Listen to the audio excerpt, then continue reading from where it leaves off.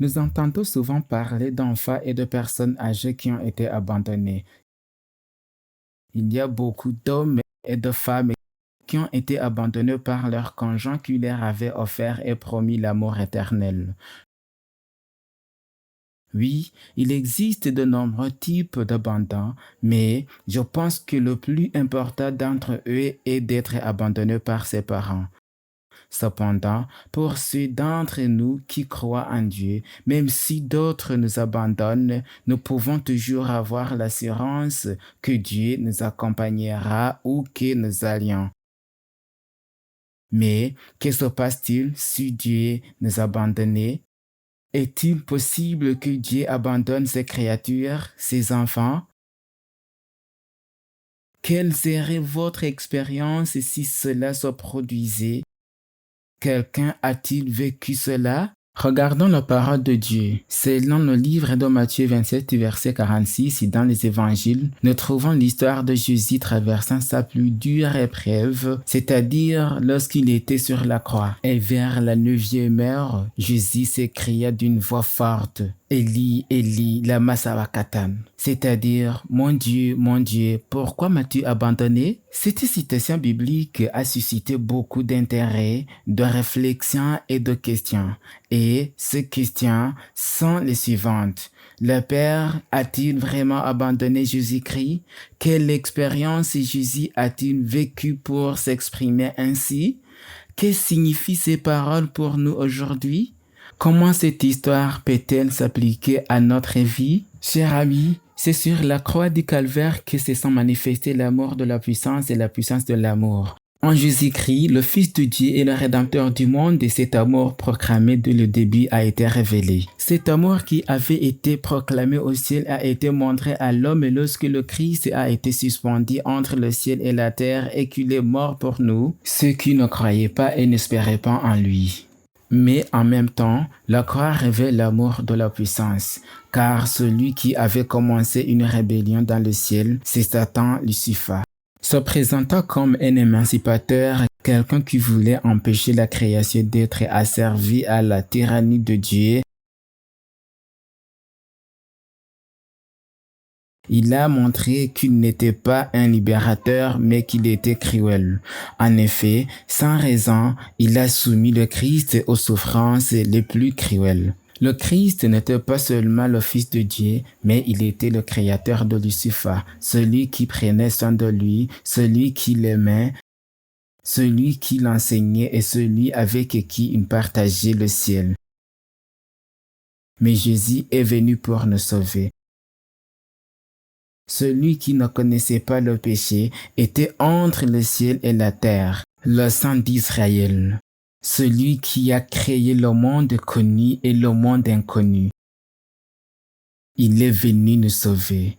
Luc 19, verset 10 dit, « Car le Fils de l'homme est venu chercher et sauver ce qui était perdu. » Dans le désert de la tentation, Satan a tourmenté Jésus avec acharnement. Et au milieu de ces tourments, il y a fait une promesse. Je sais que tu es venu pour racheter le monde. Je sais que tu vas conquérir le monde pour toi-même. Mais tout cela m'a été donné. Je l'ai conquis. Je l'ai gagné. Et si vous le souhaitez, je vous le donnerai sans sacrifice. Je vous le donnerai sans douleur. Inclinez-vous et adorez-moi. Reconnais-moi comme roi et souverain. Je vous donnerai le monde entier sans que vous ayez besoin de souffrir. Cependant, Jésus a décidé de racheter l'humanité par le seul moyen sûr, le seul moyen véritable et sûr. Et ce moyen, c'était de payer personnellement la culpabilité en assumant la punition qu'il avait déclarée comme devant arriver si le premier couple et l'humanité étaient entraînés dans la tentation et désobéissaient à Dieu. Dans Genèse 2, versets 16 à 17, nous trouvons le premier avertissement de Dieu à l'humanité. Un avertissement pour les protéger, pour prendre soin d'eux, pour éviter la douleur et la souffrance et pour empêcher la mort d'envahir le monde. L'Éternel Dieu donna cet ordre à l'homme. Tu pourras manger de tous les arbres du jardin, mais tu ne mangeras pas de l'arbre de la connaissance du bien et du mal, car le jour où tu en mangeras, tu mourras. La mort n'était qu'une possibilité. Mais au chapitre 3 du livre de la Genèse, nous découvrons que cette possibilité est devenue une réalité parce que nos premiers parents ont décidé de désobéir à Dieu. Ils ont décidé de douter et de ne pas croire en celui qui les aimait, en celui qui les entourait et en celui qui leur donnait de nombreuses bénédictions. Ils ont décidé de croire en celui qu'ils ne connaissaient pas et qui était l'ennemi. Dès lors, l'histoire s'est répétée. Jésus est désormais suspendu à la croix du calvaire entre ciel et terre. Comme si les tourments qu'il a subis pendant sa vie et son ministère n'avaient pas été suffisants, Jésus subit maintenant le plus grand de tous les sacrifices. Il subissait la plus grande des tentations. Se méfier de Dieu, se méfier de son Père, soupçonner que Dieu ait pu approuver ou qu'il approuve sa carrière, son ministère, son travail. D'avoir des doutes sur le fait que le travail qu'il accomplissait répondait aux normes fixées par la justice divine.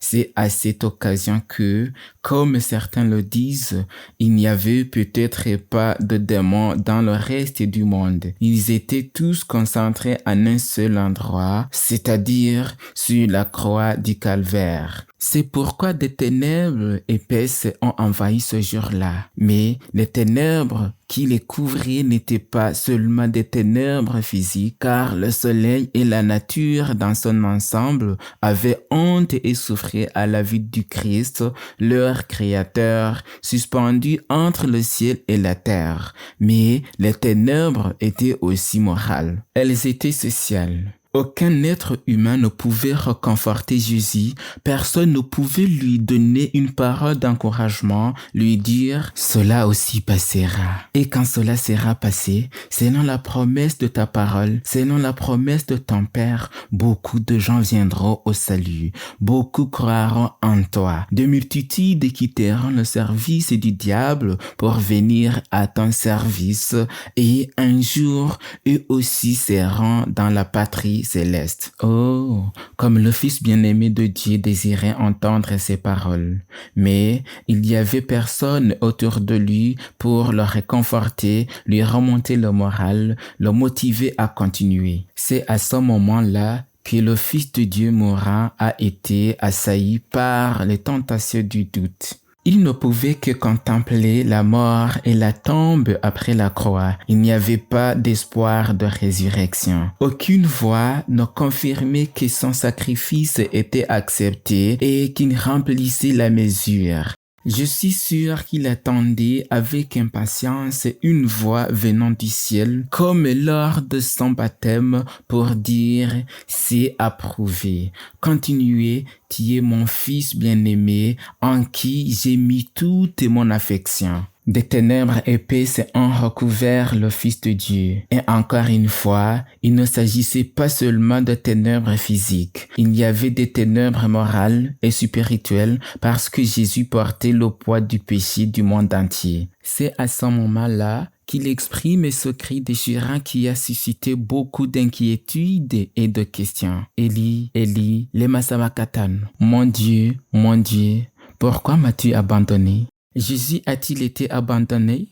Son Père l'a-t-il abandonné? Quelles sont les expériences et les circonstances qui ont amené Jésus à exprimer cela? Le péché du monde, avec toute son horreur, a été ressenti au plus haut point par le Fils de Dieu. Et comme le dit l'Écriture, il a foulé seul la cuve à vin. Il n'y avait personne pour l'aider. Il a été tenté de craindre que le péché soit si offensant aux yeux de son Père qu'il ne puisse pas se réconcilier avec son Fils. La tentation féroce que son propre Père l'ait abandonné pour toujours a provoqué ce cri perçant sur la croix. Mon Dieu, pourquoi m'as-tu abandonné? Le Christ a ressenti ce que les pécheurs ressentiront lorsque les coupes de la colère de Dieu seront déversées sur eux. Lorsque la grâce est enfin fermée, l'occasion de salut est terminée. Beaucoup se rendront compte que leur destinée éternelle est décidée et qu'il n'y a plus d'espoir. Le Seigneur Jésus a fait cette expérience. Cher ami, le problème du péché dépasse notre compréhension superficielle. Il est mauvais. Il provoque la douleur, la séparation et la mort. Et Jésus portait le péché du monde. Un désespoir noir s'accumulera autour des âmes coupables. Ceux qui, aujourd'hui, ont jugé inutile d'accepter Jésus, de croire en lui, ceux qui ont vu dans l'acceptation de Jésus un fardeau, un obstacle, un problème de foi, comprendront un jour, mais il sera trop tard. Leur chance est terminée et ils comprendront la raison du cri du Christ. Mon Dieu, pourquoi m'as-tu abandonné? En ces instants, Jésus a bu la coupe qu'il devait boire et il l'a fait jusqu'au bout. S'accrochant à la foi, aux promesses du Père, il a exprimé dans son dernier souffle: Père, entre tes mains, je remets mon esprit. Et après avoir dit cela, il est mort. Jésus a tenu fermement les promesses de Dieu.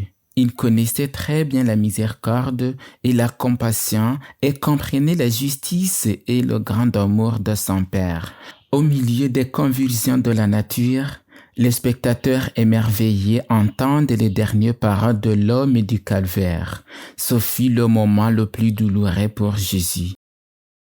Le moment où, par la foi, il a dû s'accrocher aux promesses du Père. Mais il n'y a pas cessé de croire en Dieu. C'est pourquoi il a dit: mon Dieu, Dieu est-il votre Dieu? Croyez-vous qu'il est votre Père? Avez-vous fait de Jéhovah votre Dieu? Et que faites-vous lorsque vous vous sentez abandonné? Dieu vous a-t-il fait des promesses? Psaume 27, verset 10 dit: Car mon père et ma mère m'abandonnent, mais l'Éternel me recueillera. Le monde peut se retourner contre vous. Chers amis et frères, Dieu ne vous abandonnera jamais. Il se peut que tu n'aies pas été en compagnie de Dieu. Il se peut que parfois, tu ne sentes pas la présence de Dieu. Il se peut que vous ayez l'impression que Dieu tarde à venir. Quelqu'un a dit: Dieu retarde mais n'oublie jamais. Mais laisse-moi vous dire que ce n'est pas le cas. Dieu ne retarde ni oublie. Dieu ne reconnaît ni prématurité ni retard. Il ne prend jamais d'avance ni retard. Le temps de Dieu est parfait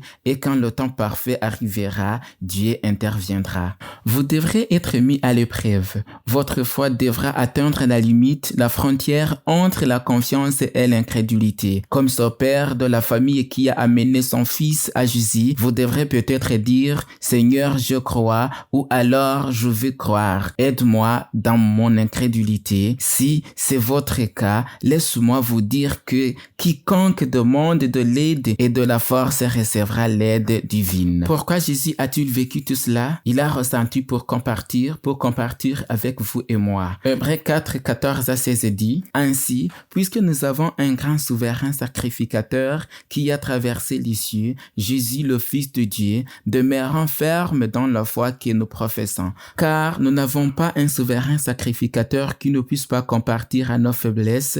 Au contraire, il a été tenté comme nous en toutes choses, sans commettre de péché. Approchons-nous donc avec assurance du trône de la grâce pour être secourus dans nos besoins. Jésus a fait des promesses de Dieu une réalité pour nous. Je ne connais pas la douleur et les expériences que vous traversez. Je ne connais pas la trahison et l'abandon que vous avez subi. Je ne connais pas les expériences difficiles et horribles que vous avez vécues. Mais je sais qu'il y a quelqu'un qui est prêt à vous aider, à vous défendre et à vous soutenir. Il y a quelqu'un qui veut vous tendre la main et qui pense à vous, quelqu'un qui a vécu l'expérience de la solitude et qui a remporté la victoire, cette victoire qui peut aussi être la vôtre. Comment cela est-il possible? Il suffit de le reconnaître et de le dire, je suis un pécheur, j'ai besoin de toi Seigneur. Jean 1, verset 12 dit, mais à tous ceux qui l'ont reçu, à ceux qui croient en son nom, il a donné le pouvoir de devenir enfants, lesquels sont nés. Doutez-vous de votre lien avec Dieu? Doutez-vous de votre relation avec lui? Eh bien, croyez en Jésus-Christ. Si vous ne pouvez pas croire maintenant, je vais me rejoindre à vous dans une prière. Venez avec moi, où que vous soyez. Fermez les yeux, concentrez-vous et criez vers Dieu, vers celui qui a souffert sur la croix et qui a été tenté de se sentir abandonné par son Père. Il veut vous aider et vous tendre la main pour vous bénir aujourd'hui. Prions. Cher Père Céleste, en ce moment, après avoir entendu le message, nous avons compris que les souffrances que nous éprouvons dans ce monde ne sont pas plus grandes que celles que tu as subies pour notre salut. Non seulement tu comprends notre douleur, mais tu as aussi vaincu nos peines. Et aujourd'hui, tu es prêt à tendre la main pour nous aider. Tu vois beaucoup de gens dans le monde, Seigneur, qui errent sans paix ni espoir. Peut-être ont-ils l'intention de partir aujourd'hui, pensant faire de ce jour le dernier de leur vie et ne jamais revenir. Mais peut-être qu'en parcourant les médias sociaux, ils sont tombés sur cette vidéo et ont découvert qu'il y a encore de l'espoir aujourd'hui, que tu as souffert comme eux et 100 fois plus. S'il vous plaît, Seigneur, tends ta main et aide-les à cette foi faible, presque incrédule, que beaucoup ont fortifié-les. Prends-les dans tes mains. Donne-leur l'assurance du salut et pardonne leurs péchés. Et, dans un doux murmure à leur oreille, dis-leur, Fils, fille, je t'aime. Envoie mon Fils bien-aimé mourir pour eux parce que je crois en eux. Merci Seigneur pour ce moment que tu nous as donné. Merci pour le pardon de nos péchés et pour nous permettre de vivre cette nouvelle expérience et à nouveauté de vie à partir de maintenant. Nous prions pour tout cela et nous croyons que tes promesses se réaliseront au nom de Jésus. Amen. Amen. Chers amis et frères, si tu t'es joint à moi dans cette prière, laisse-moi te dire qu'une nouvelle opportunité, un nouveau chemin s'ouvre à toi. Si tu as perdu la foi, aujourd'hui, tu l'as renouvelée. Si vous voulez en savoir plus sur Dieu et vous préparer pour le ciel, je vous invite à nous écrire aux coordonnées indiquées à la fin de cette vidéo pour demander un cours biblique et virtuel afin d'en savoir plus sur Jésus et de vous préparer à la rencontre avec lui. Que le Seigneur vous bénisse.